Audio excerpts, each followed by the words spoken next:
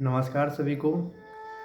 मैं आपका योगी अमित गुर्जर आज आपके लिए लेकर आया हूँ स्वस्थ रहने के साथ साथ मानसिक रूप से कैसे आप स्टेबल रहें, इमोशनली कैसे आप स्टेबल रहें।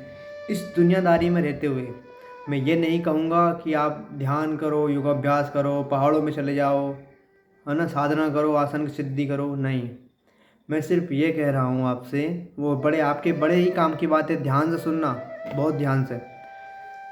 आपको रहना है इस संसार में, और इस संसार में रहते हुए किस प्रकार से आप, ठीक है, संसार में रहते हुए किस प्रकार से आप अपने आप को स्वस्थ रख सकते हैं, शारीरिक रूप से, मानसिक रूप से और आध्यात्मिक रूप से।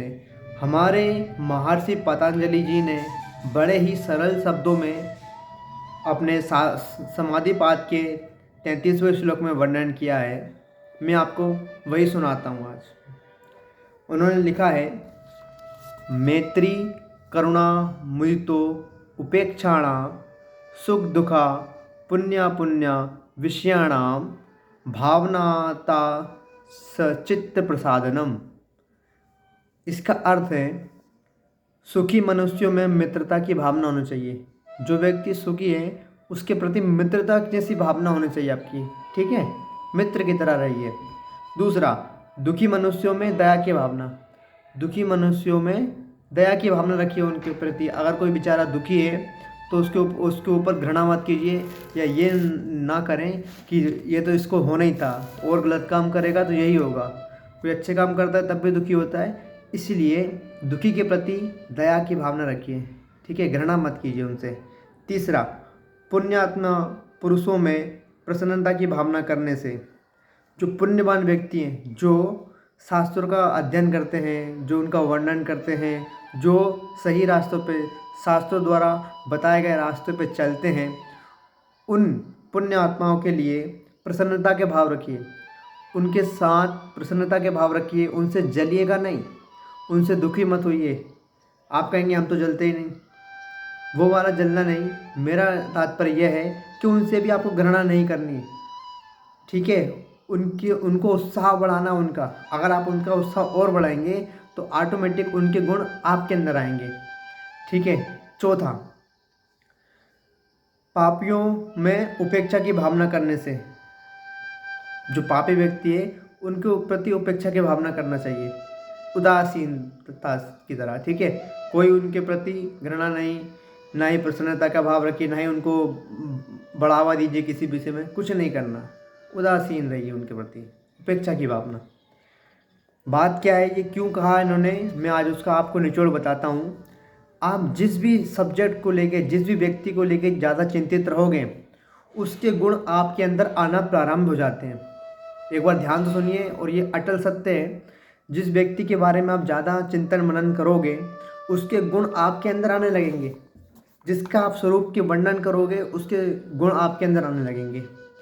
आप अगर हनुमान जी की प्रार्थना करते हैं, उनकी आराधना करते हैं, उनका ध्यान करते हैं, तो हनुमान जी जैसी शक्ति बल आपके पास आ जाएगा। आप अगर किसी आपसे छोटे व्यक्ति, या फिर जो आपको लगता है कि बहुत बेकार है, परेशान करता है, उसके प्रति अगर उसके चिंतन करोगे तो उसके विचार आपके अंदर ऑटोमेटिक आएंगे। इसलिए करना क्या है, इन सब से बचने के लिए राग, द्वेष, घृणा, ईर्ष्या और क्रोध आदि मलों का नाश कर चित्त को शुद्ध और निर्मल हो जाना चाहिए। चित्त को आपको शुद्ध और निर्मल करने के लिए ये सभी राग, द्वेष, घृणा, ईर्ष्या सभी को त्यागना पड़ेगा। एकदम से नहीं होगा, धीरे धीरे धीरे धीरे धीरे धीरे, समझिएगा बात को, होने लगेगा। फिर क्या कहते हैं, अतः साधक को इसका अभ्यास निरंतर करना चाहिए। कब तक? जब तक कि आपको लक्ष्य की प्राप्ति न हो जाए। आपका जीवन में जो भी लक्ष्य है, आप जो भी बनना चाहते हैं, आप चाहे आईएएस ऑफिसर बनना चाहते हैं, ठीक है, उसके लिए भी एकाग्रता चाहिए, उसके लिए भी कंसंट्रेशन हाई लेवल का चाहिए, सिटिंग होना चाहिए। उसके लिए आपको मात्र आधा घंटा अपने आप को स्वास्थ्य के लिए देना है।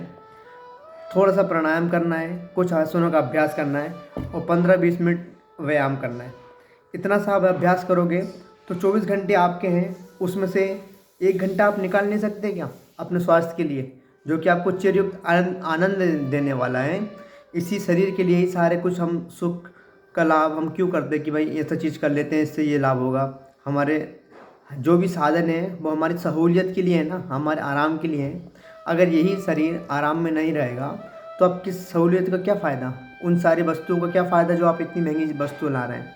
ध्यान से सुनिए, इस चीज़ को अप्लाई कीजिए। मानसिक रूप से स्वस्थ रहिए, शारीरिक रूप से स्वस्थ रहिए, इमोशनली स्वस्थ रहिए। इमोशनली डिस्ट्रैक्ट नहीं होना, क्योंकि यूट्यूब वाले जो मेरी वीडियो भी देख रहे हैं और अदर भी, वीडियो में कुछ और होता है, पर्टिकुलरली कुछ और होता है। वो सिर्फ दिखाने के लिए करते हैं। कोई कहीं जाता है, कोई कहीं जाता है, कोई ये चीज़ खाता है, वो चीज़ खाता है। वो सिर्फ लुभाने की चीज़ें कि हम देखो कितने आराम से रह रहे हैं, ये रह रहे हैं। उस चक्कर में मत पड़िएगा। जो आप हैं उस चीज़ को देखिए कि आपके पास है, उस चीज़ के बारे में सोचिए और संतुष्ट रहिए। संतुष्टि से बड़ा बड़ा कोई भी धन नहीं है इस दुनिया में, ठीक है। संतोष धन जब आ जाएगा तो सारे धन धुरी समान, यानी कि कुछ भी नहीं लगेंगे आपके सामने, ठीक है। स्वस्थ रहिए, मस्त रहिए। और भी कुछ अगर आपको कुछ पूछना है, योगाभ्यास प्रारंभ करना है, स्टार्टिंग कैसे करना है, अगर वो जानना है तो मेरे से संपर्क कीजिएगा, मैं आपको ज़रूर सहायता करूँगा। और अगर आपको पढ़ना ही है तो महर्षि पतंजलि की योग पतंजलि सूत्र पढ़िए ना, ठीक है।